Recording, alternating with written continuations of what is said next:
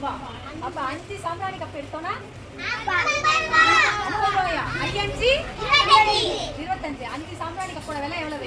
25. சரி, ஒரு கப்பு 10 ரூபானா 5 கப்போட விலை 50 ரூபா. இப்படிதான் நம்ம என்ன பண்ணணும்? பெருக்கல் கணக்கா போடணும். இது வந்து நீங்க எல்லாம் வாங்கி சாப்பிடலாம்னு சொன்ன இருக்கமா? இது என்ன பண்ணக்கூடாது? சாப்பிடக்கூடாது. எதை சாப்பிடணும்?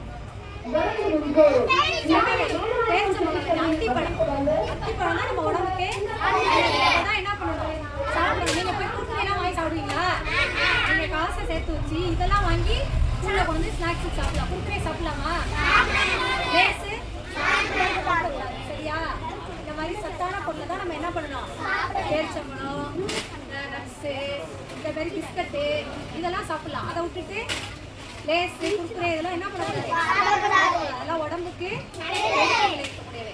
அது மாதிரி ஜூஸில் எந்த ஜூஸ் குடிக்கலாம்? மாதுளம்பழ ஜூஸ், ஃப்ரூட் ஜூஸ் இதெல்லாம் குடிக்கலாம். மற்றபடி இந்த மாசா ஸ்லைஸ் இதெல்லாம் குடிக்கலாமா? குடிக்கக்கூடாது. இந்த கலர்லாம் நமக்கு என்ன ஆகிக்கும்? கெடுதல் இருக்கு. இப்போ நம்ம எங்கே ஜாலியாக வந்தோம்? தியா சூப்பர் மார்க்கெட் வந்தீங்களா?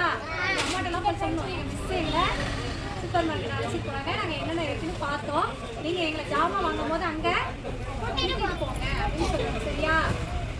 ஓகேவா? புரியுதா உங்களுக்கு? இப்போ இந்த அக்காட்ட வந்து நீங்கள் பொருள் வாங்குறீங்க. 100 ரூபா கொடுத்து ஒரு சாக்லேட் பாக்கெட் தான் வாங்குறேன். ஆனால் நீ 200 ரூபா கொடுக்குற அந்த அக்காட்ட உனக்கு பாக்கி அவங்க எவ்வளோ தரணும்? 100 ரூபா தரணுமா? பாக்கி 200 ரூபா நீ கொடுத்தீங்கன்னா அவங்க உன்ட்ட பேலன்ஸ் எவ்வளோ கொடுக்கணும்? 100 ரூபா கொடுக்கணும். நீ 2 பாக்கெட் சாக்லேட் வாங்கினா பேலன்ஸ் கிடையாது. ஏன் 2 பாக்கெட் வாங்கினா பேலன்ஸ் கிடையாது? ஒரு பாக்கெட்டோட விலை 100 ரூபா, இன்னொரு பாக்கெட்டோட விலை 100 ரூபா. ரெண்டையும் சேர்த்தா 200 ரூபா. அந்த 200 எழுது, நோட்ல எழுது. 2 போட்டு 2 சைடுல போடு. 2